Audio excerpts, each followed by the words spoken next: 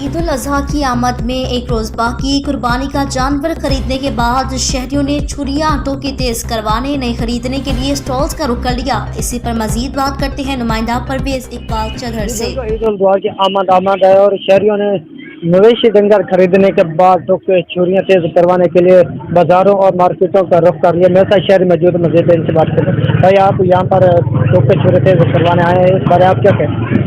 अस्सलाम वालेकुम सर। पहले जो है ना हमारे से कम उजरत लेते थे, 50 या 40 रुपए में एक छुरी और टोका तैयार होता था।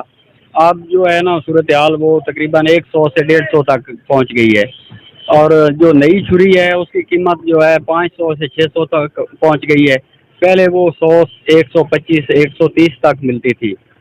इसलिए हमारी हुकूमत वक्त से गुजारिश है कि बराए मेहरबानी कुछ इस महंगाई का तोड़ किया जाए और इस महंगाई को रोकथाम की जाए ताकि हमारे बच्चे भी इज्जत से रोटी खा सकें।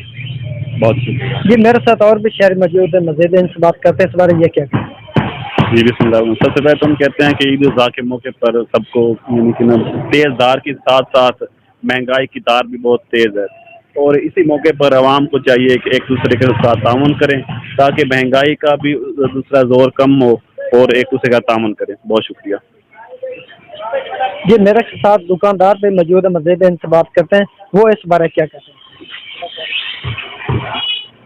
छुरियां पुरानियां तेज कर रहे हैं, नवियां भी लैके दे रहे हैं, सारा कुछ हिसाब किताब कर रहा है। छुरी नवी सन बड़ी महंगे रेट से मिल रही है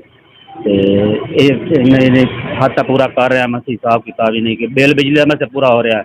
महंगाई बहुत ज़्यादा है, लोहा बहुत महंगा मिल रहा है। बाकी बिजली को भी रियायत होनी चाहिए, कोई हिसाब किताब मुनासिब होना चाहिए।